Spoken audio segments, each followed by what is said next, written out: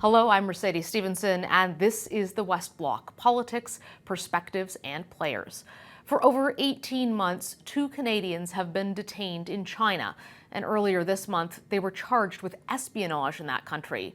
Michael Spavor and Michael Kovrig were detained shortly after Huawei CFO Meng Wanzhou was arrested in Vancouver. Now, a diplomatic divide over how to deal with China and its arrest and charging of the 2 Canadians has been playing out across the nation. 19 eminent Canadians signed off on a letter to the Prime Minister calling on his government to intervene in the extradition case of Meng Wanzhou so China would release the 2 Canadians. Here's the Prime Minister's response to that letter. Government needs to focus on what is going to keep Canadians safe into the future, and to demonstrate to China that they can just arrest Canadians and get what they want out of Canada, even for us going against the independence of our judicial system, would be absolutely unacceptable. Joining me now is Vina Nadjibulla, Michael Kovrig's wife. Thank you so much for joining us, Vina. How are you?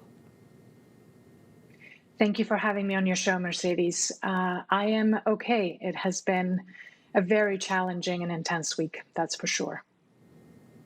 How have you been doing throughout this process? And I know you've received letters from Michael. How is he doing? Well, in terms of how I'm doing through this particular week, it has been a challenging and emotional week, but we take comfort as Michael's family that at least in coming out and speaking publicly, Canadians now have a better understanding of the incredible hardship that Michael has endured for the last 18 months, and that the courage and resilience with which he has endured that suffering can inspire them in the same way that it has inspired me and his family to continue to fight for his freedom.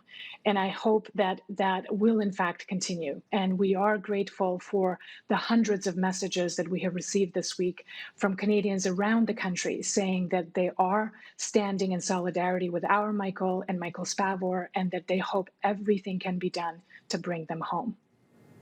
How did you feel when you heard the Prime Minister's response to your proposition, which was that the Justice Minister could step in and stop the extradition process for Ms. Meng, and that China then potentially would release Michael Kovrig and Michael Spavor? He was categoric in saying there's no way his government will do that. It was difficult to hear that message for sure, but what I hope we will also continue to focus on is the fact that the Prime Minister mentioned that Michael and Michael Spavor are a priority and that the government is committed to bringing them home. And I hope that that commitment is true and will continue, because the idea that somehow if we do this and find a way to secure the freedom of Michael and Michael Spavor that will endanger other Canadians in the future, then that essentially means we have to resign to the fact that Michael will have to languish in jail for an indefinite period of time. We cannot accept that. I don't believe those are our choices. I believe we can find a way forward, a way that is both principled and pragmatic, a way that is both smart and strategic. The government has been committed to finding that path forward. I hope that we can work together to do that, because the alternative is simply unconscionable. Michael should not have to suffer anymore. It's already been 565 days. He should not have to suffer anymore for something he has not done. It is a very complicated geopolitical situation. I understand that. I have devoted my life to working around geopolitics and studying it. There are no easy solutions. We understand that. But a solution must be found. And those who say we can't do this, fine. What are we going to do? Because words are not enough. And what other options do you think there are that you'd like to see the government pursue? I have faith in the government. I know that there are options that are being explored. What this week has been about is to change the narrative about the rule of law environment. The extradition process has gone on for many, many months. And in this time, we haven't really had an in-depth conversation about the nature of this extradition request. the political context in which it was initiated.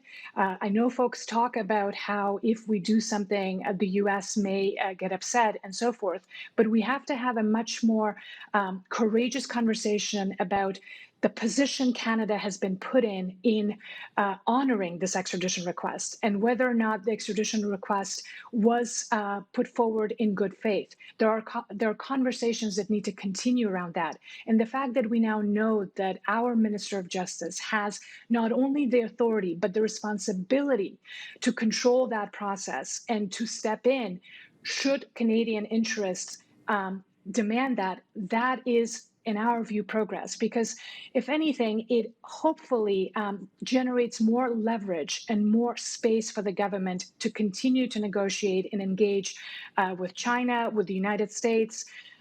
Having worked on this for as many days as I have, what I know is we need more leverage. We need more space to maneuver, and hopefully the conversations of this week have opened up a little bit more space for that. Vina, we know this has been a very challenging week for you and for your family, so thank you so much for taking the time to join us, and we certainly wish you the best and hope that your husband will be freed soon. Thank you, Mercedes. And I guess one thing that I'd like to note at the end is that as we celebrate Canada Day next week, and as we all reflect on how grateful we are to be living in this peaceful, safe country, I hope Canadians also remember that there are two innocent Canadian men who would want nothing more than to come home and to be in Canada and to be reunited with their families. And I hope we can bring them home. Thank you. Thank you, Vina. We will certainly be thinking of both your husband and Michael Spavor on this Canada Day. 13 senators from across party lines have sent their own letter to the Prime Minister calling for Magnitsky sanctions to be levied against top Communist Party officials in China. Joining me now is Senator Marilou McPhedran. She is one of the senators calling for these sanctions. Thank you so much for joining us today, Senator. Tell me why you think Magnitsky sanctions are the way to go with handling China. Happy Canada Day, Mercedes, and thanks for this chance. The Magnitsky Law is designed to go after those who have been abusing human rights in other countries, but give to themselves the benefits of investing in Canada. So this is something that we can do within our control, and it also makes a very strong statement that we're not only talking about human rights abuses here, we're talking about the new global bully and the need for Canadians and Canadian parliamentarians to do what we can to stand up to the bully. What did you think of the call this week by a number of prominent Canadians, as well as Michael Kovrig's wife, for the Justice Minister to step into Meng Wanzhou's extradition process and halt it in the hopes of having the two Michaels released? The families are saying that they want their loved ones back. The Prime Minister is saying a move like that would put other Canadians at risk and embolden China. What are your thoughts on that? Well, I think the filter that we need to be using on the question of the Michaels and also the question on Canadians in Hong Kong is the same filter. We need to focus on Canadians. We need to focus on saving lives, and we need to focus on, in the case of Hong Kong, facilitating how people get out of Hong Kong. This is reminiscent to me of Iran, when the Canadian ambassador broke all of the rules and hid Americans in the embassy to protect them. We are facing a dire threat here to, yes, the rule of law, but there is no single rule of law. This is something where we are skilled diplomats in this country, and we have ways, and I know this is going on in back channels, and I think it's very important that we keep the filter on Canadians and their lives and their well-being. So does that mean, Senator, that you think that they should stop the extradition process, or do you think that that would encourage not only China but other regimes to essentially take Canadians hostage when they don't like a Canadian government policy? Frankly, they've already shown us that as the world's bully, that's what they're already doing. So this isn't about being prophylactic. This is about responding to the reality that we have to deal with now. And this is necessary to look at what is really a relatively new and recent awareness that we've had as a country, that what we're facing is the world's new bully. And it doesn't work well to always give in to the bully.